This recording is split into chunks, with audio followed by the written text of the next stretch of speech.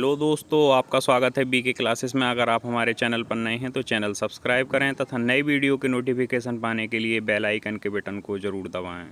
तो दोस्तों, आपका स्वागत है बीके क्लासेस में। आज हम पर्यावरण के 25 एमसीक्यू क्वेश्चन पर चर्चा करेंगे। सबसे पहला क्वेश्चन है, भारत में वनों की रक्षा हेतु चिपको आंदोलन के प्रणेता निम्नलिखित में से कौन है? अथवा टेहरी गढ़वाल में चिपको आंदोलन किसने प्रारंभ किया था? सुंदरलाल बहुगुणा, मेनका गांधी, बाबा आमटे, मेधा पाटेकर। तो चिपको आंदोलन जो शुरू किया था वो किया था सुंदरलाल बहुगुणा ने। दूसरा क्वेश्चन है, चिपको आंदोलन प्रारंभ हुआ उत्तराखंड के टेहरी गढ़वाल में, पश्चिम बंगाल के दार्जिलिंग में, हिमाचल के मंडी जिले में, तमिलनाडु के ऊटी में। तो चिपको आंदोलन जो शुरू हुआ था उत्तराखंड के टेहरी गढ़वाल में शुरू हुआ था। चिपको आंदोलन कब प्रारंभ हुआ था? सन 1982 में, सन 1972 में, सन 1962 में, सन 1975 में। तो चिपको आंदोलन जो शुरू हुआ था वो हुआ था सन 1972 में। नर्मदा बचाओ आंदोलन से संबंधित हैं मेनका गांधी, मेधा पाटेकर, अरुंधति राय, गिरिजा व्यास। नर्मदा बचाओ आंदोलन से संबंधित हैं मेधा पाटेकर। मृदा अपरदन रोका जा सकता है सीमित मानव क्रिया द्वारा, वृक्षारोपण द्वारा, जंतुओं के आवागमन पर रोक द्वारा, हवा पर रोक द्वारा। तो मृदा अपरदन रोकने के लिए सबसे कारगर उपाय है वृक्षारोपण। क्वेश्चन नंबर 6 है, बाबा आमटे का नाम संबंधित है तिब्बती आंदोलन से, पर्यावरण संरक्षण से, साक्षरता मिशन से, महिला सशक्तिकरण से।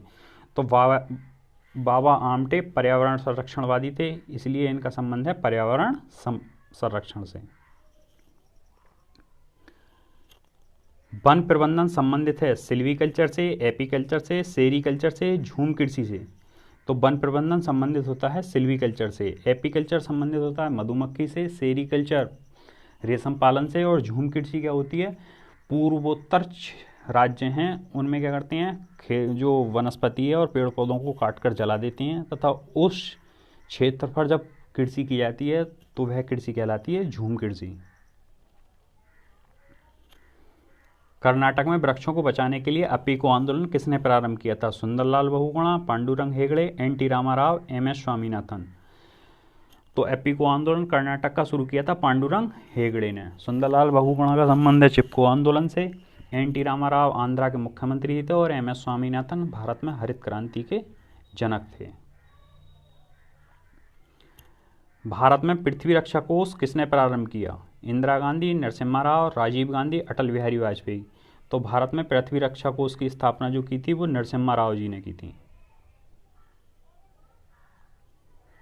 मृदा संरक्षण हेतु हमें निम्नलिखित में से क्या करना चाहिए? मृदा अपरदन को रोकना, उर्वरता बढ़ाना, फसलों में हेरफेर करना, या उपयुक्त सभी। तो मृदा संरक्षण के लिए हमें सभी उपाय करने चाहिए। मृदा अपरदन को रोकना, उर्वरता संरक्षण, या फसलों में हेरफेर या फसल चक्र के उपयोग के द्वारा मृदा संरक्षण किया जा सकता है। अमृता देवी अवार्ड किस क्षेत्र में दिया जाता है? साहित्य क्षेत्र में, वानिकी क्षेत्र में, शांति क्षेत्र में, या विज्ञान क्षेत्र में। तो अमृता देवी अवार्ड दिया जाता है वानिकी क्षेत्र में।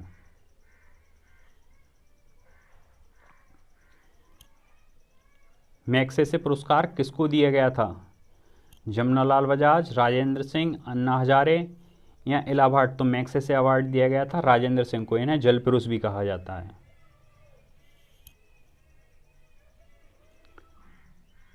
तेरहवां क्वेश्चन है, मुख्य वायु प्रदूषक हैं nitrogen oxide, sulphur dioxide, carbon monoxide, या सल्फर।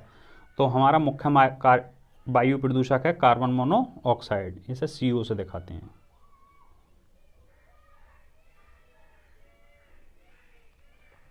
आदृश्य प्रदूषण है जल प्रदूषण, ध्वनि प्रदूषण, वायु प्रदूषण, मृदा प्रदूषण।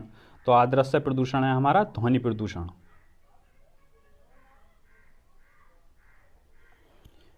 ध्वनि का श्रवण शक्ति पर विपरीत प्रभाव होने लगता है, या ध्वनि प्रदूषण होता है, अथवा किस मात्रा में अधिक ध्वनि को हानिकारक ध्वनि प्रदूषण कहा जाता है, अथवा ध्वनि खतरनाक होती है। 80 डेसिबल से अधिक, 80 डेसिबल से कम, 150 डेसिबल से अधिक, 120 डेसिबल से अधिक। जब ध्वनि की तीव्रता 80 डेसिबल से अधिक होती है तो उसे ध्वनि प्रदूषण कहा जाता है। डेसिबल जो है ध्वनि की तीव्रता मापने की इकाई है। गंगा एक्शन प्लान कब प्रारंभ हुआ? जून 1985 में, दिसंबर 1985 में, मई 1986 में, अगस्त 1986 में। तो गंगा एक्शन प्लान शुरू हुआ था जून 1985 में।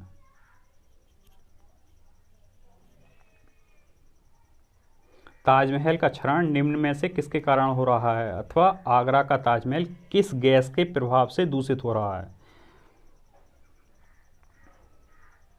Chlorine, sulphur dioxide, nitrogen oxide या हाइड्रोजन? तो इसका सही आंसर है सल्फर डाइऑक्साइड, क्योंकि सल्फर डाइऑक्साइड जब बरसात होती है तो पानी के साथ मिलकर सल्फ्यूरिक अम्ल बनाता है, जिसके कारण अम्ल वर्षा होती है और ताजमहल का रंग जिसके कारण पीला पड़ रहा है। ध्वनि की इकाई है अथवा ध्वनि की तीव्रता मापने की इकाई है। Dobson, fathom, cusec, decibel. तो ध्वनि की तीव्रता मापी जाती है डेसिबल में। डॉप्सन के द्वारा ओजोन की मोटाई, फेदम के द्वारा जल की गहराई और क्यूसेक पानी की मात्रा मापने की इकाई है। एक क्यूसेक बराबर लगभग 28 लीटर पानी होता है। डीडीटी है, डीडीटी की फुल फॉर्म होती है डाइनाइट्रो डाइफिनाइल ट्राइक्लोरोएथेन। ये क्या है? अपघटित होने वाला विघटनीय प्रदूषक है। ना अपघटित होने वाला अविघटनीय जैव अनापघटनीय प्रदूषक है। ग्रीन हाउस गैस है या प्रतिजैविक? तो डीडीटी जो होता है वो ना अपघटित होने वाला अविघटनीय जैव अनअपघटनीय प्रदूषक है, क्योंकि यह खाद्य श्रृंखला में अपघटित नहीं होता है। यह एक कीटनाशक है जिसके उपयोग पर अब रोक लगा दी गई है। रेडियोधर्मी विकिरण नापने की इकाई है। Joule, sievert, calorie, decibel.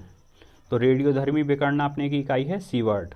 Joule जो होता है कार्य का मात्रक होता है, कैलोरी ऊष्मा का, और डेसिबल ध्वनि की तीव्रता मापने की इकाई है।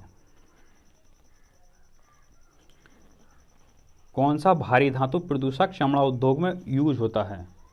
कैडमियम, एल्युमिनियम, सीसा या क्रोमियम? तो कैडमियम भारी धातु प्रदूषक है जो चमड़ा उद्योग में यूज होता है। निम्नलिखित में से कौन सी वायुमंडल में सबसे कम मात्रा में पाई जाती है? कौन सी गैस? Nitrogen, oxygen, ozone, hydrogen? तो सबसे कम मात्रा में पाई जाती है ओजोन, क्योंकि नाइट्रोजन जो है 78% पाई जाती है, ऑक्सीजन 21%, ओजोन जो पाई जाती है वो 0.0001%, जबकि हाइड्रोजन पाई जाती है 0.001%।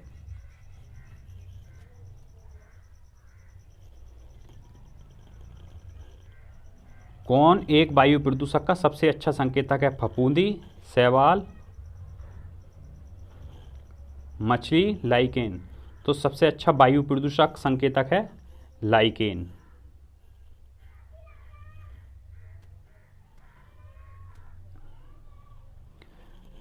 24वां क्वेश्चन है, वायु प्रदूषण उत्पन्न करते हैं रेडियोधर्मी पदार्थ, नाइट्रोजन के ऑक्साइड, सल्फर डाइऑक्साइड या उपयुक्त सभी? तो वायु प्रदूषण हमारे सभी उत्पन्न करते हैं।